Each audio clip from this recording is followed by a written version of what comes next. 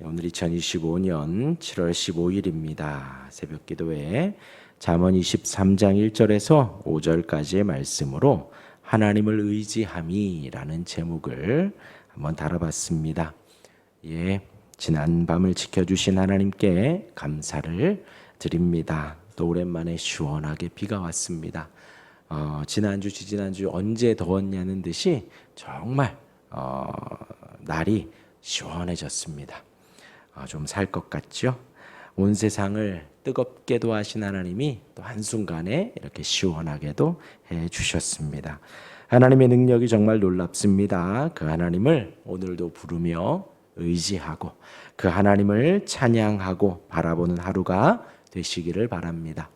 오늘 이제 잠언 23장 1절에서 5절까지 보았습니다. 1절부터 3절까지 한 단락이고 4절, 5절 이렇게 두 단락을 잠시 나누어 보도록 하겠습니다.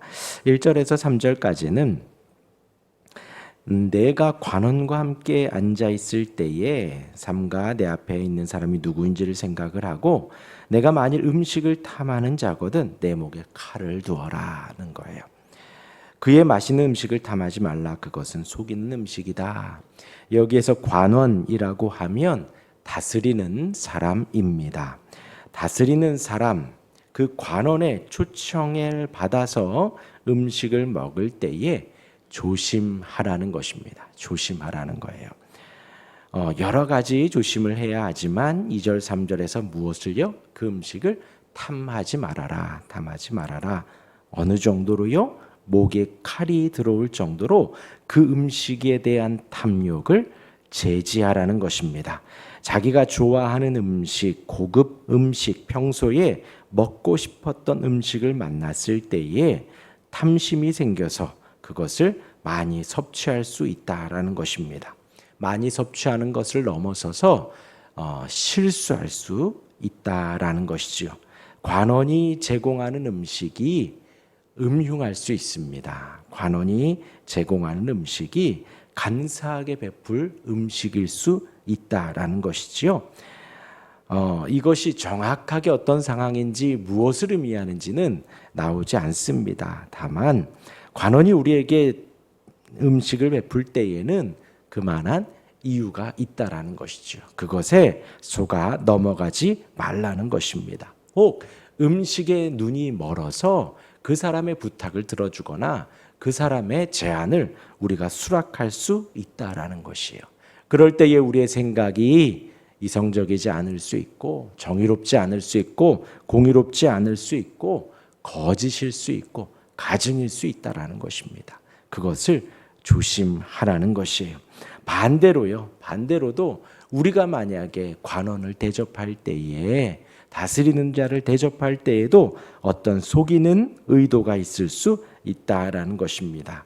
그 음식 앞에서 우리의 마음이 흔들리면 안 된다는 거예요. 먹는 것 때문에 우리의 판단이 불의하거나 거짓될 수 있으니 먹는 것을 조심하라는 것입니다. 곧 이제 1절부터 3절까지의 말씀 속에서 우리의 믿음이 우리가 의지하는 것이 먹는 것이 되어서도 안 되고 앞에 있는 관원이 되어서도 안 된다라는 것입니다. 내가 음식을 잘 먹고 이 사람에게 잘 보여서 무엇인가를 허락받고 무엇인가가 잘 될 수 있으면 안 된다는 것이지요. 그것을 경계하는 말씀 가운데 오늘 말씀이 있는 것입니다. 우리가 의지할 것은 관원도 아니요 맛있는 음식도 아니라 다스리는 사람도 아니라 우리가 의지하는 바는 누구여야 한다는 거지요? 하나님 한 분뿐이어야 합니다.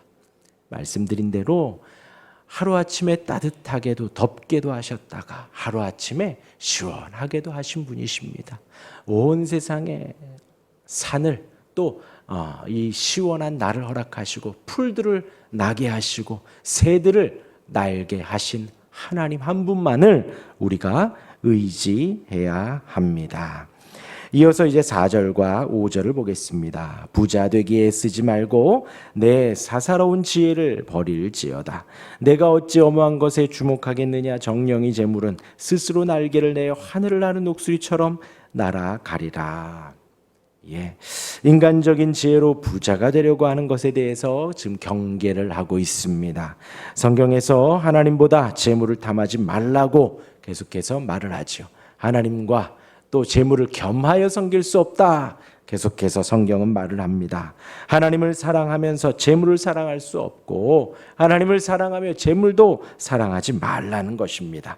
디모데전서 6장 9절과 10절의 말씀을 보면 부하려 하는 자들은 시험과 올무와 여러 가지 어리석고 해로운 욕심에 떨어지나니 곧 사람으로 파멸과 멸망에 빠지게 하는 것이라. 이렇게 나왔습니다.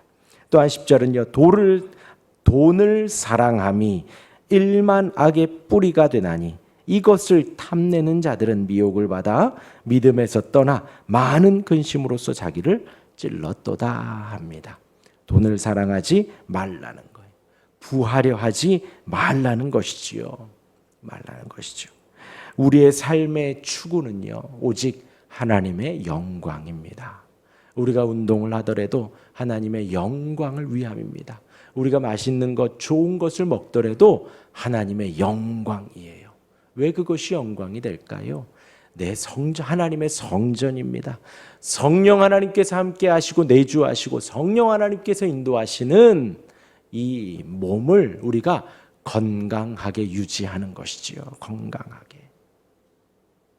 부유하게 됨도 마찬가지입니다. 부유함을 지금 쫓지 말라는 거예요. 그러나 하나님의 뜻대로 살다가 부유할 수 있지요. 그러나 그 부유함을 부하려 하지 말고 돈을 사랑하지 말라는 것이에요. 부자 되기에 애쓰지 말라는 것입니다. 그렇다면 우리가 무엇에 애써야 하나요? 하나님의 사람이 되기 위해 애쓰는 것입니다. 성도가 되기에 애쓰는 것입니다. 예수 믿는 사람이 되기 위해 애쓰는 것이고 하나님을 믿는 믿음의 사람임을 우리가 애쓰는 것입니다. 그리할 때에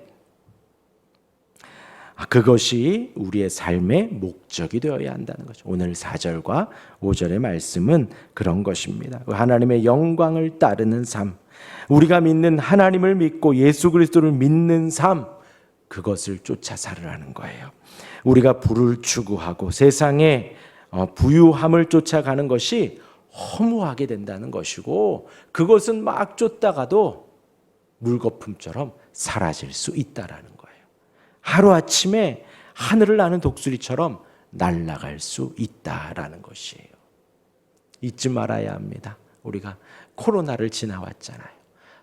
아무것도 아닌 것 같은 것이 너무나도 소중했던 그 시간들을 지나왔고 그때에 많은 사람들이 그렇죠. 어떻게 보면 어떤 사람들은 정말 아무것도 아닌 사업이 대박이 난 일도 있었고 정말 이거 하면 잘 될 거야 했지만 코로나가 터지면서 바닥을 친 사람들도 많이 있습니다. 이것은 정말 변함없는 거야 라고 했지만 그것은 시대의 시류에 따라 하루아침에 사라지기도 하고 갑자기 이렇게 잘 되기도 하는 거예요. 그러하니 그렇게 변덕이 많은 그것을 쫓아 살지 말라는 것이지요. 우리가 쫓아 살아야 하는 것은 오직 하나님 한 분뿐입니다. 하나님을 의지하고 하나님을 믿는 것, 그것을 쫓아 사는 우리가 되기를 주님의 이름으로 축원합니다. 아멘. 기도하겠습니다.